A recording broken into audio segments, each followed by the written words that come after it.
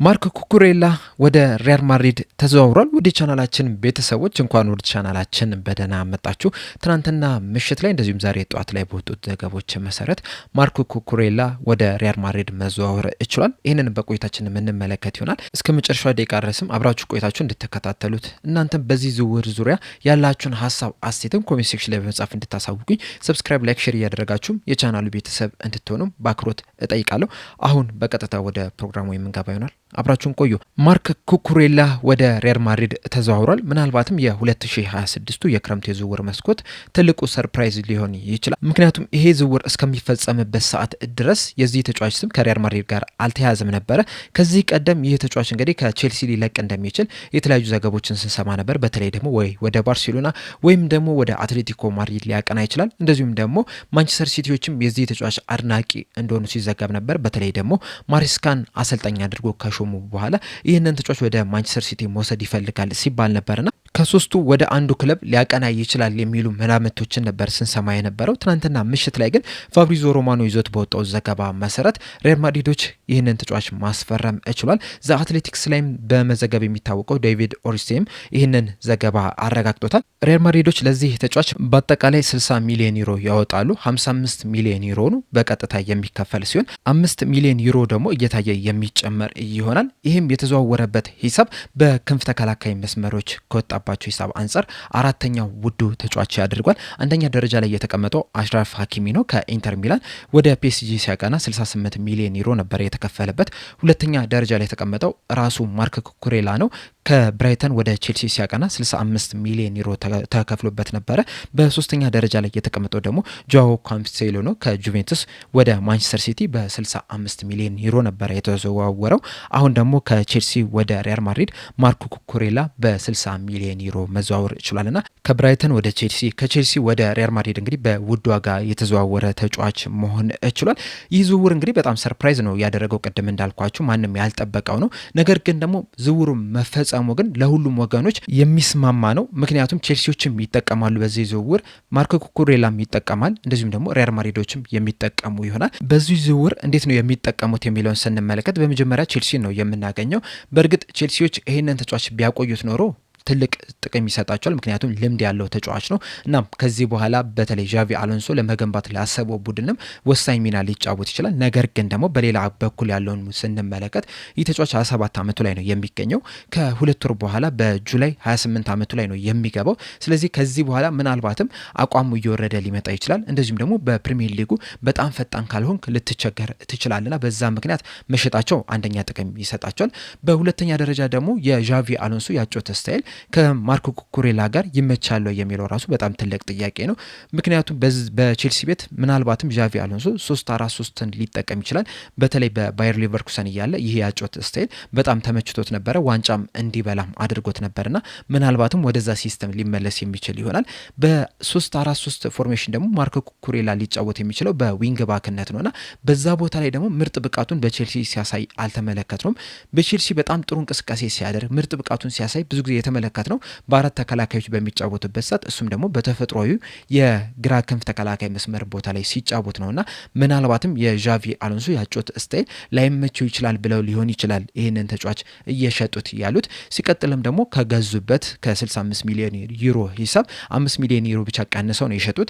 በዛ ላይ ደግሞ 3 ዓመትም ተጠቅመውበታልና ይህንን ተጫዋች በመሸጣቸው ተጠቃሚ ያደርጋቸዋል። ከዚህ በተጨማሪም ቼልሲዎች በብሉኮ ከተገዙ በኋላ የትራንስፈር ሞዴላቸውን የዝውውር ሞዴላቸውን ከተመለከታችሁ ተጫዋቾችን ለመግዛት ተጫዋቾችን መሸጥ መቻል አለባቸው። ለዛም ነው እንግዲህ በየዝውውር መስኮቱ ቼልሲዎች ብዙ ተጫዋቾችን ይሸጣሉ፣ በዛው ልክ ደግሞ ብዙ ተጫዋቾችን እያስፈረሙ ያሉትና ማርክ ኩኩሬላን በመሸጣቸውም በሱ ምትክ ሌሎች ጥሩ ጥሩ የሚባሉ ተጫዋቾችን ለማምጣት ይጠቅማቸዋል። እናም ለዣቪ አሎንሶም ጥሩ የሚባል ቡድንም ለመገንባት የዚህ ተጫዋች መሸጥ ትልቅ ጥቅም አለውና ቼልሲዎች በእነዚህ ረገድ ተጠቃሚ ይሆናሉ። የማርክ ኩኩሬላን ከተመለከትን በዋነኝነት የሚጠቀሙ ወደ ሪያል ማድሪድ ነው የሚያቀነው። ሪያል ማድሪድ ደግሞ በዓለማችን ላይ ከሚገኙ ትልልቅ ክለቦች መካከል ቀዳሚ ስፍራ ላይ የሚቀመጥ ነውና ወደዛ በሚሄዱ ዋንጫ የማንሳት እድሉን በጣም ከፍተኛ ያደርጓል። በእርግጥ ቼልሲዎችም ትልቅ ቲም ናቸው። ነገር ግን ደግሞ አሁን እየሄዱበት ያለውን መንገድ ከተመለከታችሁ እንደ አዲስ ቡድን ግንባታ ላይ ነው እየገቡ የሚገኙት በዣቪ አሎንሶ ስር። ምናልባትም ዣቪ አሎንሶም እስከ መጨረሻውም ላይቆይ ይችላል። ምናልባትም ሲዝኑ ከመጠናቀቁ በፊትም ሊያሰናብቱት የሚችሉበትም እድል አለ። ምክንያቱም ቼልሲዎች በዚህ ሰዓት ላይ እንግዲህ ጥሩ የሆነ ነገር አይደለም እየተመለከትንባቸው የምንገኙ የተለያዩ አሰልጣኞችን እየቀያየሩ ነው የሚገኙትና አሰልጣኞችን በቀያየርክ ቁጥር ደግሞ ዋንጫ የማንሳት እድልህ በጣም ጠባብ ነው።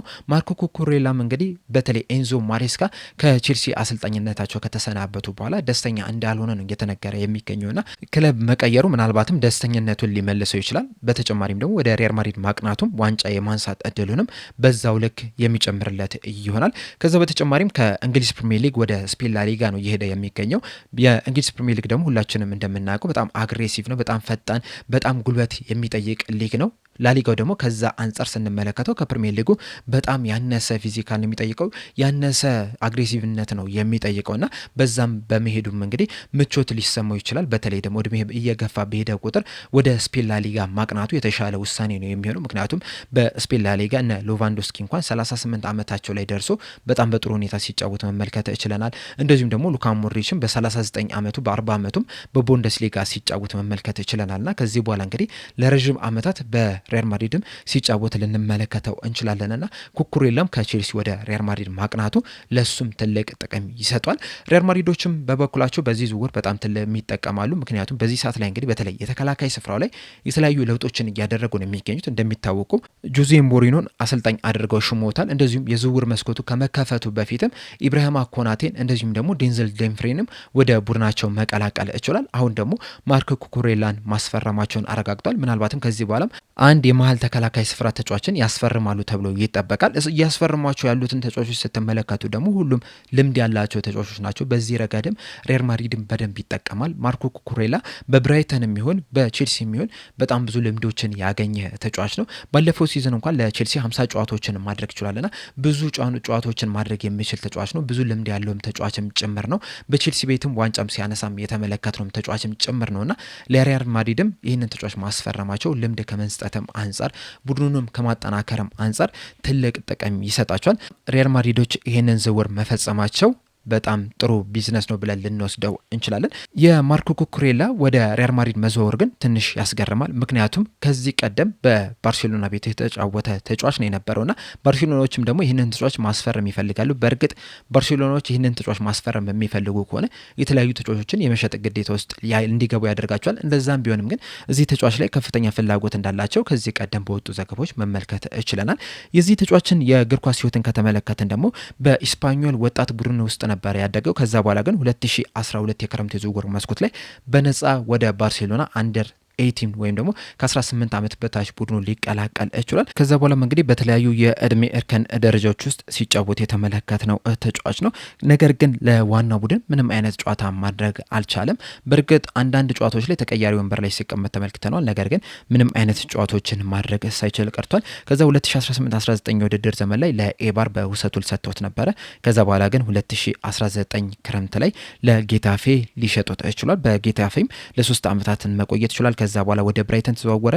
በብራይተንም 1 ዓመት ቆይቶ ከዛ በኋላ ወደ ቼልሲ በውድ ዋጋ ሊፈርም ይችላል። እና ማርኮ ኩኩሬላ ለዋናው ቡድን ባይጫወት እንኳን ራሱ ለባርሴሎና ተጫውቶ ያደገ ተጫዋች ነውና ብዙ ጊዜ ለባርሴሎና የተጫወቱ ተጫዋቾች ደግሞ ለሪያል ማድሪድ ሲፈርሙ አልተመለከትንምና ወደ ሪያል ማድሪድ መዘዋወሩ በተለይ ደግሞ ባርሴሎናዎች እዚህ ተጫዋች ላይ ፍላጎት ያላቸው እነሱን ትቶ ሪያል ማድሪድን መቀላቀሉ ትንሽ ያስገርማል። ከዛ ውጭ ግን ወደ ሪያል ማድሪድ መዘዋወሩ ለሱም ለቼልሲም ለሪያል ማድሪድም ትክክለኛ ውሳኔ ነው። እንደዛም ቢሆንም ግን በዚህ ፍጥነት ሪያል ማድሪድን መቀላቀሉ ግን ትንሽ የሚያስገርም ያደርጓል። እናንተስ ማርኮ ኩኩሬላ ሪያል ማድሪድን በመዘዋወሩ ዙሪያ እንደዚሁስ በሪያል ማድሪድ ቤትስ ይሳካለታል ብላችሁ ታስባላችሁ? ሀሳብ አስተያየታችሁን እንዳለ ኮሜንት ላይ በመጻፍ እንድታሳውቁኝ በአክብሮት እጠይቃለሁ። ለአሁን እዚህ ላይ አበቃው። በቀጣይ እንግዲህ በተለያዩ ፕሮግራሞች እስከምንገናኝ ድረስ ሰብስክራይብ፣ ላይክ፣ ሼር ማድረግ እንዳትረሱ። ቸር ያቆየን።